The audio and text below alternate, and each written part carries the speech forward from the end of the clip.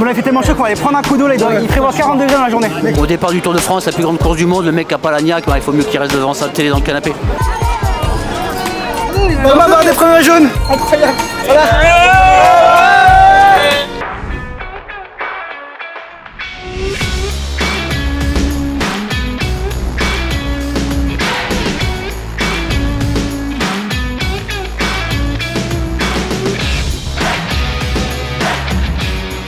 Les amis, on est arrivé sur le paddock de la première étape du Tour de France à Florence. Aujourd'hui on a plusieurs objectifs, faut qu'on suive l'équipe Decathlon G2R pour qu'on vous montre un peu comment on va fonctionner avec eux. Et puis là déjà faut qu'on trouve le départ parce qu'il y a un monde de malades. Ouais, il y a vraiment du monde sur le bord des routes. Regardez-moi ça. Et franchement les choses elles sont bien faites hein. On arrive sur le paddock directement avec les nouvelles coureurs de la Red Bull Orange-Greux. C'est magnifique, t'en penses quoi Grégou? En vrai c'est mieux qu'en photo je trouve, mais ils auraient quand même pu faire mieux. Moi je suis déçu, Red Bull ça fait 6 mois on en parle. Faites un vrai design. Est-ce que vous pensez que ça va donner des ailes à Roglic le sponsor Red Bull? Pas sûr. Et d'ailleurs si vous voulez plus de coulisses comme ça tous les jours, n'hésitez pas à vous abonner à YouTube, à liker, à commenter. C'est important de donner beaucoup de force. La petite Ludolf. Le trek ils ont changé. Le vélo aussi. Ouais ils ont changé les vélos, t'as vu?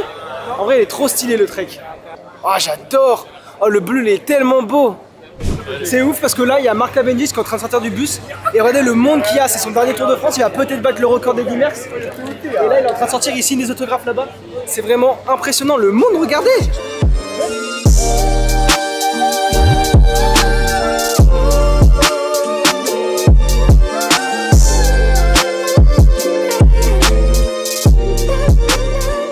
C'est quoi un peu le mood général de l'équipe et les objectifs? Qu'est-ce que vous voulez faire?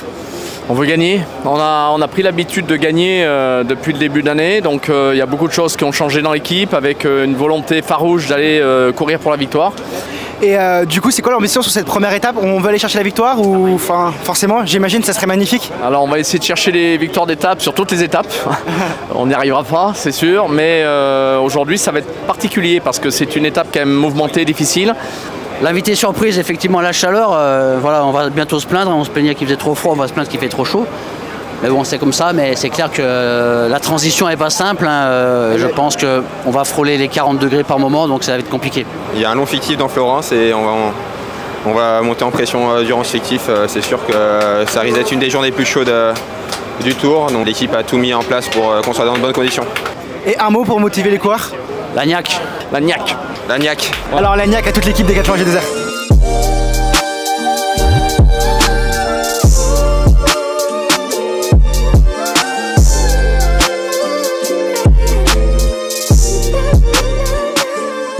Ce matin c'est le rush, il y a un monde de malades autour des camions. On s'est baladé dans le paddock, on a dû mettre je pense 25 minutes à atteindre le camion de Decathlon G2R mondial. En vrai c'est un peu zinzin, les supporters italiens ils sont très chauds. Et là du coup on est allé dans le village partenaire, il y a moins de monde, c'est plus calme. Et au moins on a la présentation des équipes juste derrière nous. Là il y a Remco sur le podium et juste avant il y avait l'équipe Decathlon G2R avec Paul Lapérin. On a fait tellement chaud qu'on va aller prendre un coup d'eau là, il prévoit 40 degrés dans la journée. Mec je sointe, on dirait que j'ai fait l'étape. C'est horrible. Il y a tellement de monde là qu'on va pas pouvoir voir le départ, c'est hallucinant. Les supporters italiens c'est des dingues, du coup on va tracer la voiture et on va les se mettre à l'arrivée, comme ça on sera tranquille. Le Tour de France c'est 21 jours, on aura le temps de voir tout ça, mais là en Italie c'est une grande folie. Donc direction le départ, la voiture là pour aller à l'arrivée là, à Rimini. Oh le monde!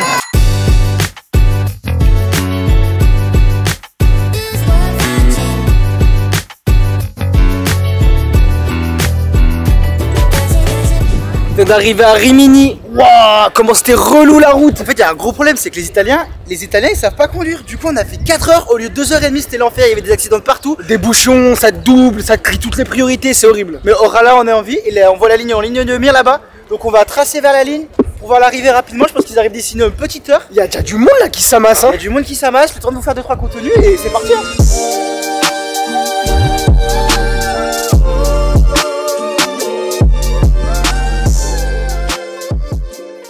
Regardez les amis, du coup on est enfin arrivé sur le fond de ligne.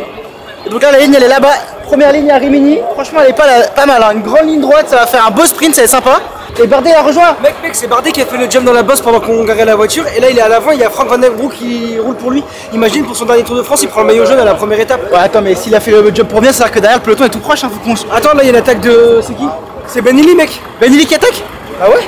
Ouais, l'arrivée elle va être fantastique. Mais du coup l'échappée elle a plus que 1 minute 16 d'avance. On va suivre cette arrivée avec attention, il reste 42 bornes. Ça va arriver très vite.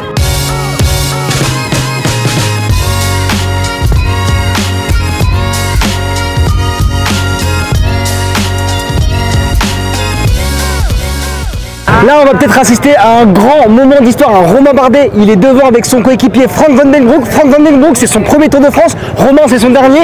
Et je pense que Franck, il va laisser le maillot jaune à Romain s'ils arrivent tous les deux. Ils ont 1:20 d'avance. Il reste 15 km. Ça peut vraiment le faire. Nous, on espère que ça. En tout cas, ils vont être là d'une seconde à l'autre. Regardez les Talegisama, le monde qu'il y a derrière moi. C'est vraiment la folie là en Italie.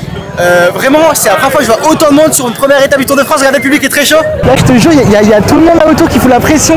Genre sur les autres courses de vélo, c'est pépère. Mais le Tour de France, t'as l'impression que c'est genre une finale de Coupe du Monde de foot, quoi.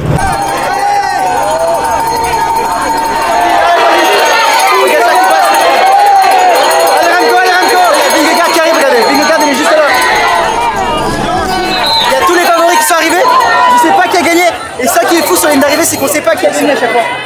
Romain Bardet, premier jaune. Incroyable. Romain Bardet, pour son dernier Tour de France, son ultimo Tour de Francia. Mi primera etapa del Tour. Rodrigo, qui est un créateur comme nous en Amérique latine, en Argentine, il dit bravo à la France et bravo à Romain Bardet pour le premier Tour de France. Romain Bardet en jaune. On a une énorme prix d'honneur. Voilà. Et on trace au but.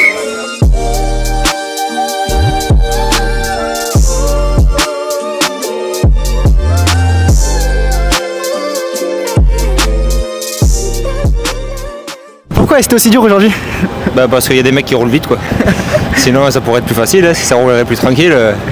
Après c'était la chaleur qui faisait vraiment, qui nous a vraiment tapé dessus et c'est ça qui était difficile. Romain Bardet qui prend le premier maillot jaune pour son dernier Tour de France, une petite réaction comme ça?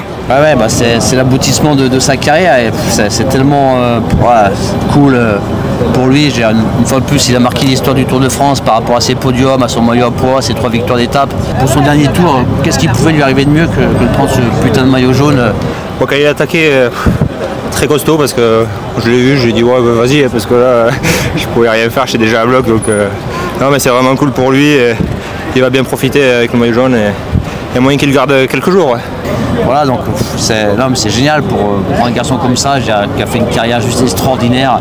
Romain Bardet, premier maillot jaune au Tour de France. Ça, c'est la première dinguerie. Hein. C'est une folie. On a vécu le départ de Tour de France que même dans nos plus grands rêves, nos rêves les plus fous, on n'y aurait pas pensé. C'est incroyable. En vrai, moi, je suis trop ému. On a eu la réaction de Julien Jordi là à chaud qui nous explique toutes ces relations qu'il a eu à Romain. Il y a un peu un bout de maillot en fait à la maison. Il m'a filé les frissons. J'avais envie de chialer. En tout cas, ça va être tous les jours comme ça sur le Tour de France. On vous promet qu'on va vous emmener dans les coulisses des coulisses et que vous allez avoir tous les secrets du peloton. Et oui. Et du coup, nous on se retrouve demain. Mettez-nous un like, un commentaire. Demain, on a une petite surprise pour vous. Abonnez-vous aussi. Abonnez-vous. C'est vrai. Abonnez-vous, c'est le plus important. Ouais. Et puis aussi, dites-nous les idées de sujets que vous avez envie qu'on fasse un peu comme ça. Bonne nuit les gaziers. Bisous.